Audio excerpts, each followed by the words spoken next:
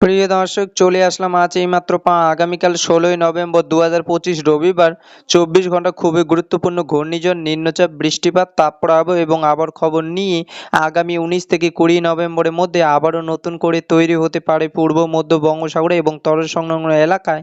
আরও একটি ঘূর্ণিঝড়, যা বাতাসে গতিবেগ থাকতে পারে ৭০ থেকে ৮০ কিলোমিটার এবং আঘাত আনতে পারে দেশের দক্ষিণ অঞ্চলে একাধিক জেলায়। আবহাওয়াবিদ ঘূর্ণিঝড়টির নাম দিয়েছে ঘূর্ণিঝড় সিলিয়ন।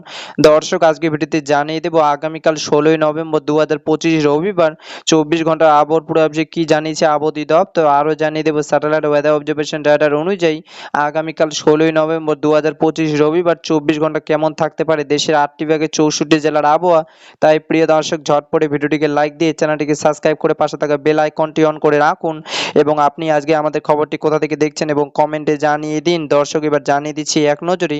দর্শক, এই মুহূর্তে আবহাওয়া অধিদপ্তর জানিয়েছে আগামীকাল ১৬ই নভেম্বর ২০২৫ রবিবার ২৪ ঘন্টার আবহাওয়ার পূর্বাভাসে জানিয়েছে আগামীকাল রবিবার সকাল ৯টা থেকে ২৪ ঘন্টার মধ্যে বরিশাল, চট্টগ্রাম এবং সিলেট বিভাগে কিছু কিছু জায়গায় হালকা থেকে মাঝারি ধরনের বৃষ্টি অথবা বজ্রসহ বৃষ্টি হতে পারে এবং দেশের অন্যান্য অঞ্চলে আংশিক মেঘলা আকাশ সহ আবহাওয়া প্রধানত শুকনো থাকতে পারে এবং বাংলাদেশের দিন ও রাতের তাপমাত্রা সামান্য বাড়তে পারে বলে জানিয়েছে আবহাওয়া অধিদপ্তর। দর্শক, এবার সরাসরি চলে আসলাম মেঘ বৃষ্টির স্যাটেলাইট ওয়েদার অবজারভেশন রাডার এবং রেডার অনুযায়ী আগামীকাল ১৬ই নভেম্বর ২০২৫ রবিবার সকালের দিকে ঢাকা, রাজশাহী, রংপুর, ময়মনসিংহ, সিলেট, খুলনা ও বরিশাল বিভাগের আকাশ এবং চট্টগ্রাম বিভাগের কুমিল্লা আকাশ পরিষ্কার থাকার সম্ভাবনা রয়েছে এবং সকালের দিকে আংশিক মেঘলা আকাশ সহ হালকা বৃষ্টিপাতের সম্ভাবনা রয়েছে। চট্টগ্রাম বিভাগে চট্টগ্রাম, হাটহাজারী, ফটিকছড়ি, মানিকছড়ি, খাগড়াছড়ি, দীঘিনালা,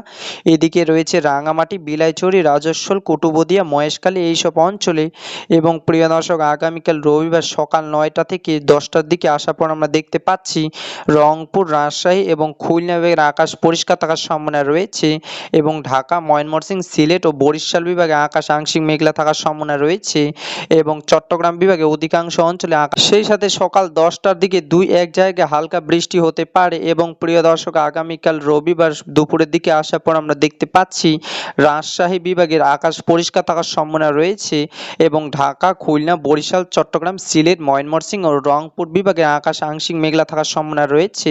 তবে প্রিয় দর্শক, আগামীকাল রবিবার দুপুরের দিকে বৃষ্টিপাতের সম্ভাবনা অনেকটাই কম এবং প্রিয় দর্শক, রবিবার দুপুরের দিকে সর্বোচ্চ তাপমাত্রা থাকার সম্ভাবনা রয়েছে ঢাকা, খুলনা এবং বরিশাল বিভাগের ২৯ ডিগ্রি সেলসিয়াস এবং চট্টগ্রাম বিভাগের, ময়মনসিংহ এবং রাজশাহী বিভাগের ২৯ ডিগ্রি সেলসিয়াস এবং সর্বনিম্ন তাপমাত্রা থাকার সম্ভাবনা রয়েছে রংপুর বিভাগে ২৮ ডিগ্রি সেলসিয়াস এবং প্রিয় দর্শক, রবিবার সন্ধ্যার দিকে